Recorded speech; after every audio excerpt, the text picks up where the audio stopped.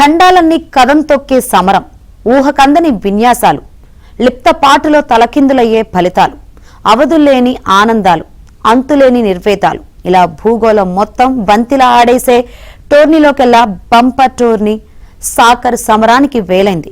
యావత్ ప్రపంచానికి football fever ఎక్కించే మాస్ మహాజాతర ఫిఫా వరల్డ్ కప్ నకు మరో 9 రోజుల్లో తెరలేమనుంది. 39 రోజుల పాటు సాకర్ కిక్కుతో చిందులు తొక్కించనుంది.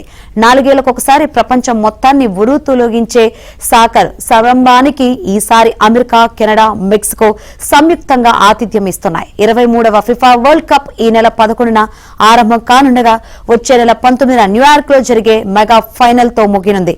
డిఫెండింగ్ ఛాంప్ గా అర్జెంటీనా బరిలోకి దిగనుంది.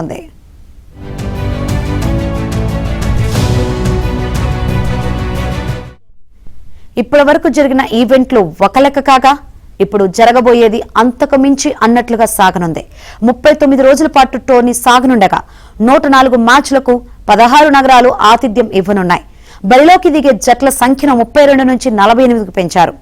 ఆయా జట్లను 4 చొప్పున 12 గ్రూపులుగా వర్గీకరించారు.